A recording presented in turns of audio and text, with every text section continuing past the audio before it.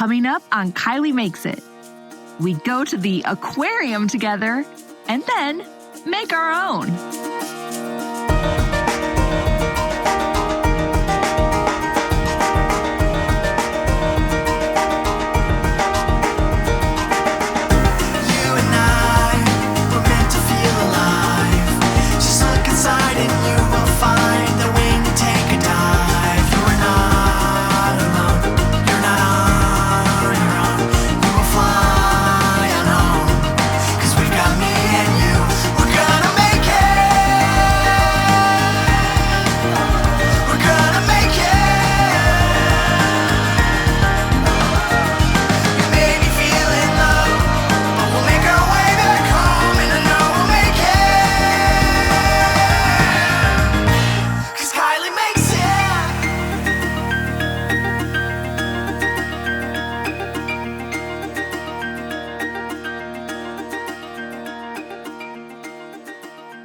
Hi friend, it's me, Kylee. I'm so excited you're here right now because my family and I just got home from somewhere amazing and I want to tell you all about it.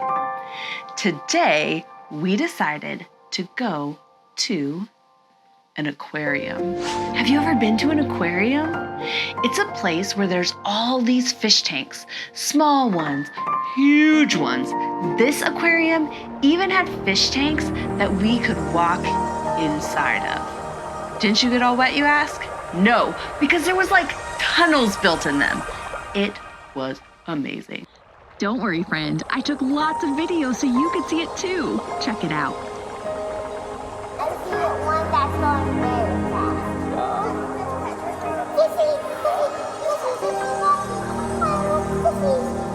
Look at that giant turtle.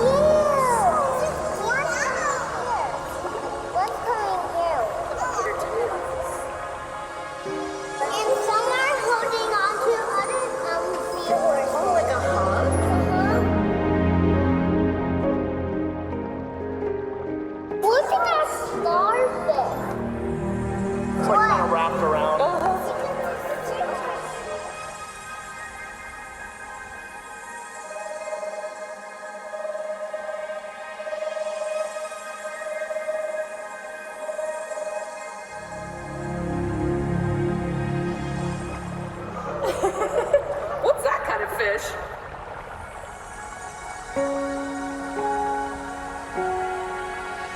Whoa! I feel like magical right now.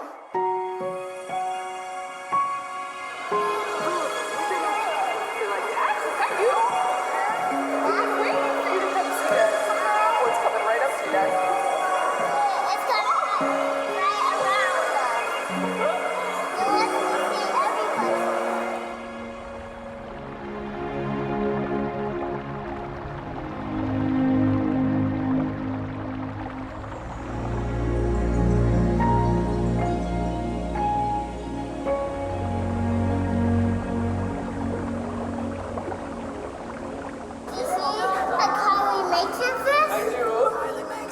Let's take a picture of it.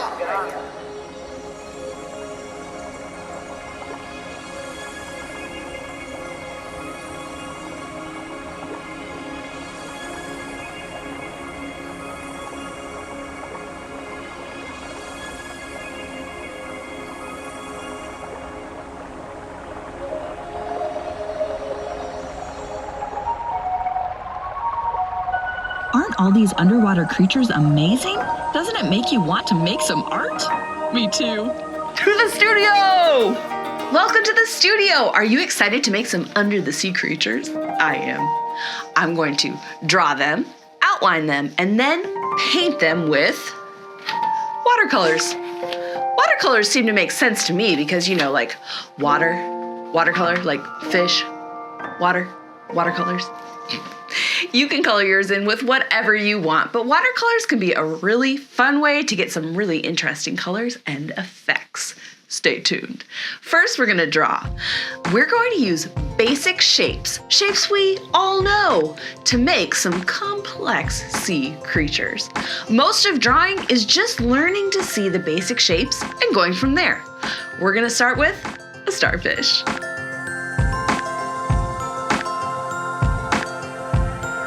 Can you guess what the basic shape we're gonna start with on a starfish is? Hint, starfish. A star. Now that we have the basic shape of our starfish, I'm gonna go in and build off that. I'm gonna add some curves and make some areas a little wider to make it look more like a starfish. Ready?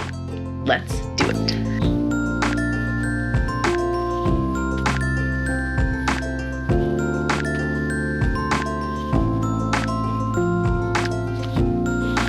Now that my outline is the way I want it, I'm gonna use a black marker to outline my final lines.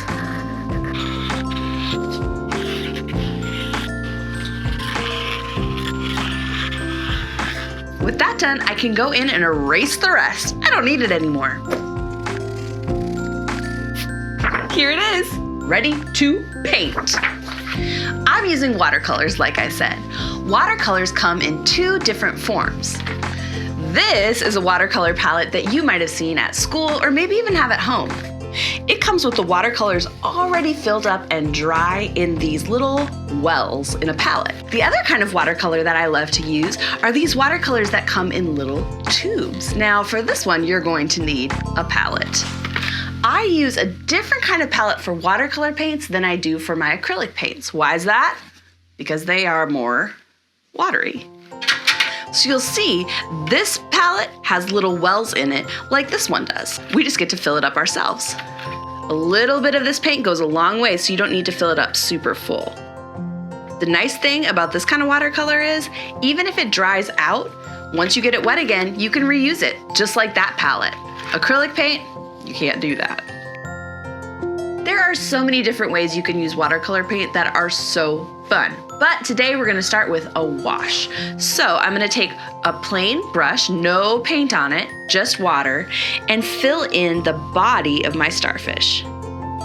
Then I'm going to get a little orange paint on my brush. And all I need to do is just tap where I put my water. This will start spreading all through the puddle of water I made, but not past it. I'm gonna put a little yellow in. Starfish come in all kinds of different shapes and sizes. There's over 2,000 kinds of starfish that we know about. Some starfish can have up to 40 arms. If you're getting a puddle of paint that is just too much, that's fine. Just take a little bit of paper towel and soak it right up. Ooh, in fact, that looks pretty cool. I'm gonna do that all around my starfish to give it a little more texture. I love it. Let's put our starfish aside so it can dry, and we will draw our next creature. The next creature I'm going to draw is a jellyfish. I thought these were so interesting at the aquarium, and I loved how they were lit up with black light so they almost seemed magical and ghostly.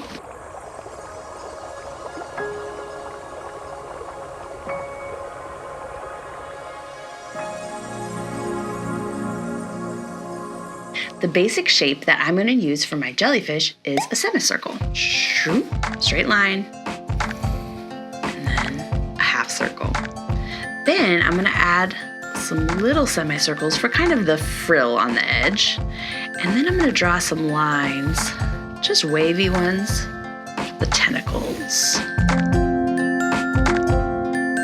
Then I'll just expand these out. I don't need that one.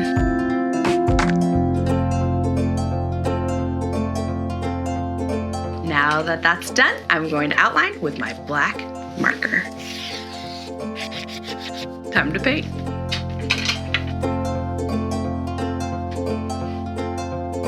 A jellyfish swims by squirting water out of its mouth. Isn't that crazy? It squirts water and that shoots it forward. Jellyfish have tiny stinging cells in their tentacles. They use these to stun their prey. They shock them so that their prey gets really still and then they can eat them easier. Inside the semicircle that we drew, the bell shape of their body is an opening that's the mouth. So they pick up their prey after they've stunned it with their tentacles and they put it right in their mouth. Awesome, I love it and I can't wait till it's dry so I can add a couple more things with my marker. One of the things we all loved the most at the aquarium were the sea turtles. They were amazing. And there was a spot where we could walk in a tunnel that looked like we were underwater and the sea turtle could swim right over our head. It was incredible.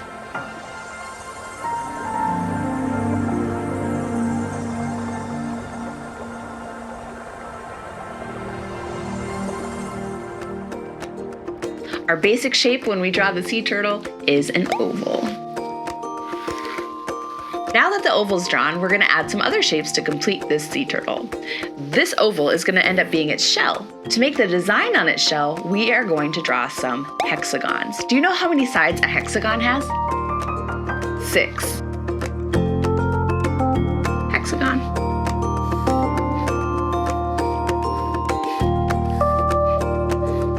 Looks like a soccer ball. A semicircle for the head, and also semicircles for the flippers. And last but not least, a little triangle for the tail. I have learned a lot about sea turtles since we've been home because we've checked out a lot of sea turtle books from the library. My favorite thing about sea turtles is that they lay their eggs in a nest in the sand. And then, when the group of eggs hatch, the little tiny turtles come out and then they run into the sea. It is like the cutest thing I have ever seen. Another thing I learned about sea turtles that makes them different from turtles you might find in the land is that sea turtles don't go into their shells like land turtles do.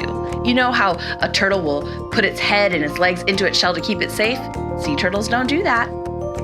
So cute! Next, let's do an animal that kind of scared me at first, but once I got to know it, I really liked it. A stingray.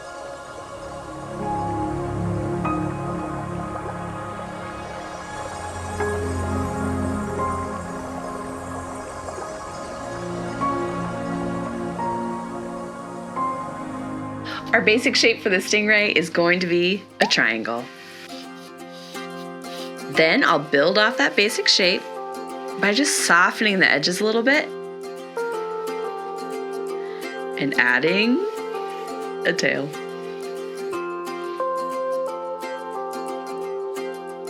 There are many different kinds of rays, including stingrays, which that's what I normally call them, but there's other kinds too. Electric rays, butterfly rays, round rays, manta rays, guitar fish, and sawfish? What?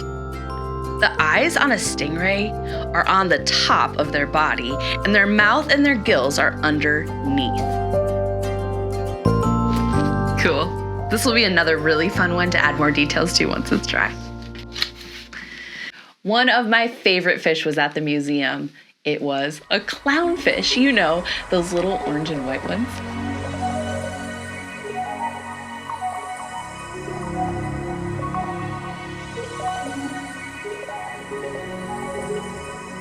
They're fun to draw too. We're gonna start again with an oval. Then I'm gonna add a tail. Clownfish have stripes on them, so we're gonna add those stripes in.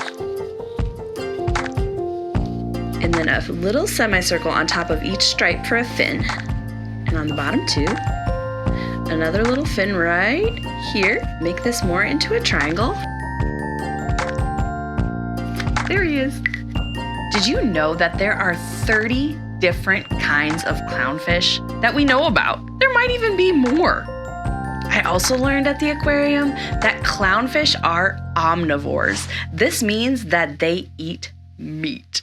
That's it. So cute. Time for a shark.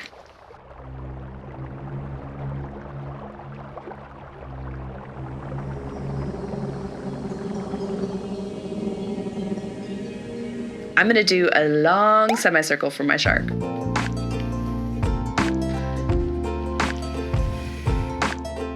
Just like that. I'm gonna add sort of a crescent shape on the tail for the back, and then a big triangle for the shark's big fin. And I have some more down here too.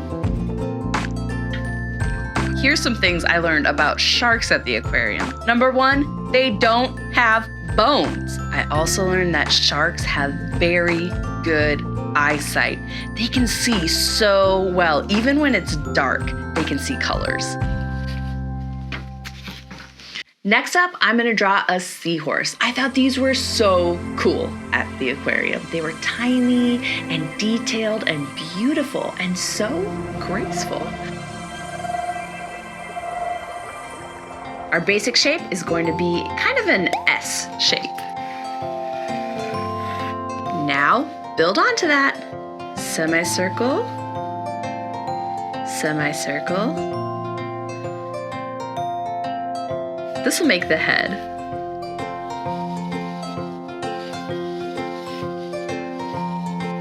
Yeah, I like that.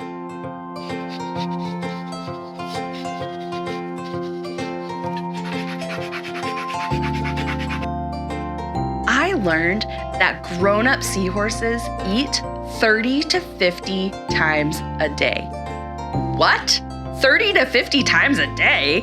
Breakfast, lunch, dinner, breakfast, lunch, blah, blah, blah, blah, blah, blah. The snout of a seahorse is how they suck food up. They suck it up into their mouth like a little vacuum cleaner.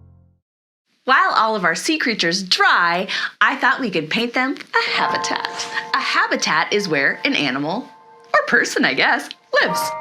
So I'm going to make an under the sea painting. So excited.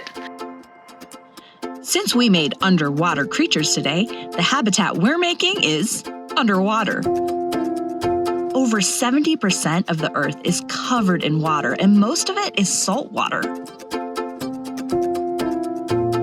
If an animal lives in salt water, that means that its habitat is called a marine habitat. The habitats found under ocean water can still be very different. They're different depending on how warm or cold the temperature of the water is, how deep it is, and how far it is from the shore. Warmer water has coral reefs and is full of small and bright-colored fish. Cold water has less species of animals that can live in it. Scientists guess that there are about 1 million different species of animals that live in our oceans. Now that I have some plants and creatures on my seafloor, I'm gonna do a huge wash of blue.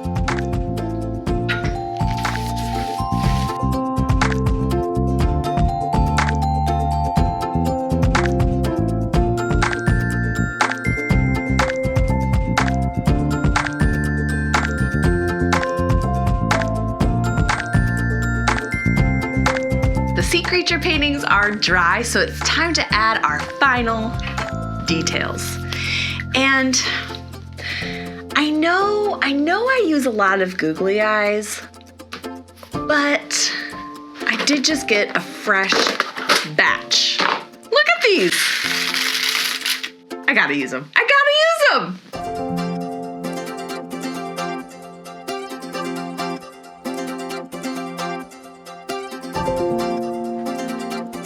Can you blame me? How cute is that? So cute.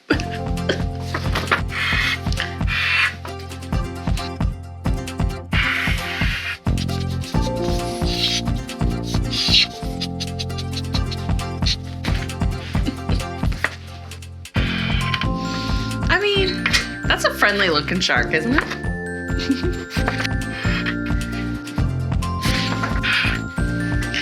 This isn't actually what the face of a jellyfish is like.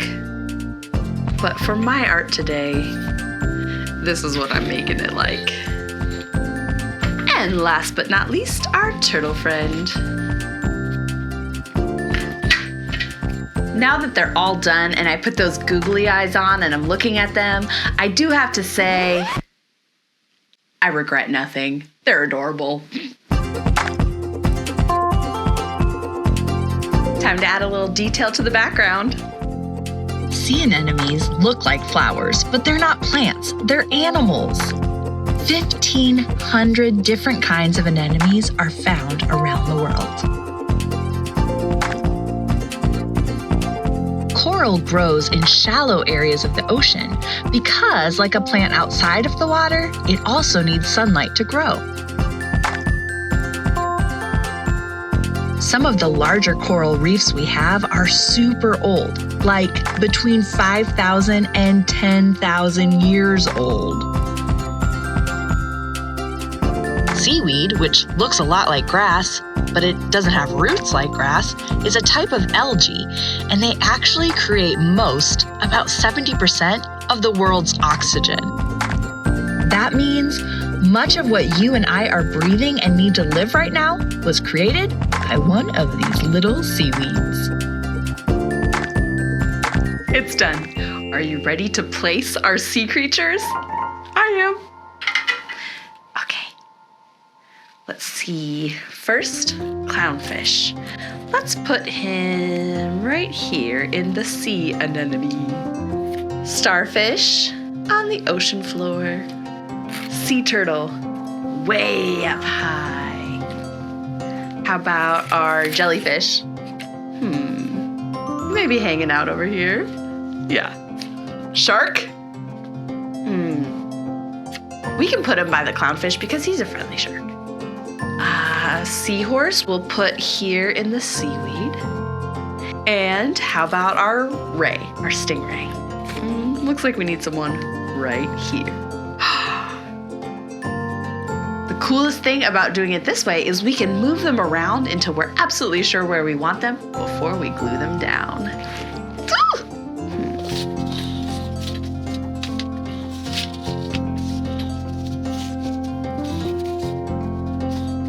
There we go. I think this is how I want it. Now I'm gonna glue my creatures down so everything is nice and flat. Woo! I love it. What do you think? It's like I'm back at the aquarium, except in an illustrated version. If you want to make more art with me, you know I want to make more art with you. Just search for Kylee Makes It. Kylee. That's me. I'll see you